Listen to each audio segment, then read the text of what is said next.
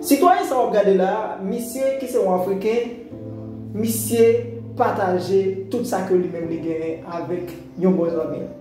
Là que me dit tout ça que il gagne, on pas parler de l'argent, on pas parler de machine, on pas parler de cailles, mais on parler de madame, petite, tout ça que nous connaissons qui paraît impossible pour être capable de partager avec nos amis, eh bien monsieur lui-même lui partager avec les amis ça. Ça qui est plus belle c'est que yo pas aucun problème pour yo partager même madame. Bral quitter nous suivre l'histoire. Ça va être bizarre, ou bral étonné, mais c'est pas un montage, c'est la vérité. Monsieur qui décide de partager madame ensemble avec les amis là, c'est parce que l'air que lui-même il était fin marié avec fils ça, il était du mal pour faire petite. Et la société a commencé à juger et monsieur veut trouver que pour y juger les bagages lui-même, il n'est pas responsable de ça. Parce que capacité pour reproduire au monde pas dépend de monde. Il est vrai que parfois mon ne doit pas la disposer à nos médecins, mais ce n'est pas dans tout cas. Eh bien, monsieur était décidé pour partager madame ensemble avec vos amis ça que nous avons là. On a dit ensemble cette histoire. Ça bien, il y a des beaux amis toujours. Cet homme partage sa femme avec son meilleur ami. Vous avez bien entendu, cet homme partage tout avec son ami, depuis la nourriture jusqu'à la femme et même les enfants. Étonnamment, ils vivent tous les deux une vie heureuse ensemble. Normalement, les gens ont des limites sur ce qu'ils partagent en ce qui concerne leur vie personnelle.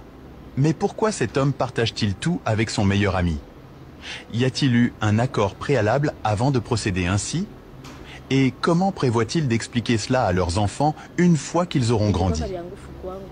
C'est une histoire que vos oreilles n'ont jamais entendue et que vos yeux n'ont jamais vue.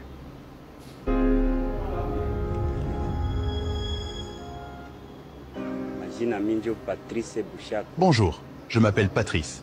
C'est notre maison. Après avoir épousé ma femme, nous avons essayé d'avoir un bébé et nous n'avons pas réussi. Pendant les 6 derniers mois, cela ne semblait pas vraiment grave. Puis la première année est passée. Mais après 2 ans, les gens ont commencé à dire des choses blessantes sur notre incapacité à avoir des enfants. Je ne pouvais pas croire que nous étions harcelés pour des choses que nous ne pouvions pas contrôler. Ce couple voulait des enfants pour compléter leur famille. Ils ont commencé à se blâmer et à se condamner mutuellement. Mais ils ont également pris le temps de chercher une approche plus radicale pour ce problème.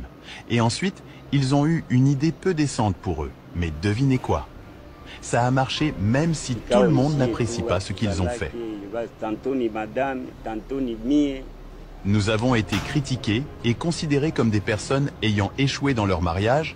Au lieu de soutien, nous avons été moqués et nous avons commencé à avoir peur de nos propres amis à cause de la honte.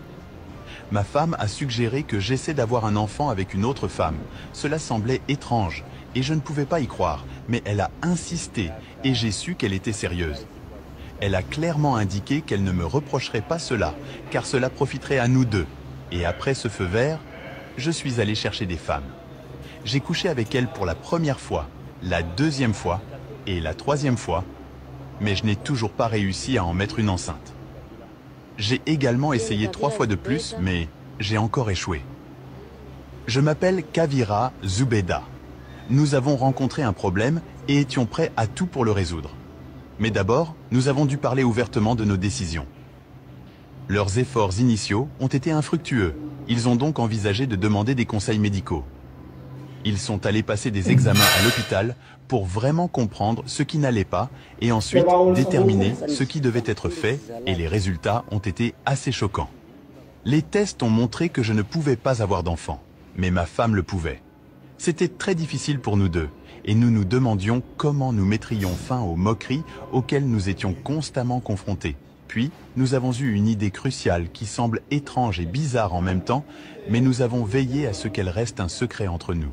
J'ai appelé mon meilleur ami, avec qui nous partagions tout depuis notre enfance, et je lui ai demandé un service. Mon ami n'a pas pu croire ce que je lui disais, et a peut-être pensé que j'étais ivre, mais j'étais déterminé à le convaincre, puisqu'il était la seule personne en qui je pouvais avoir confiance. il a accepté, et ce qui a suivi a été de convaincre ma femme de ne pas dire non. Malgré la pression exercée par leur famille et les attentes de la société, l'épouse est restée fidèle à son mari.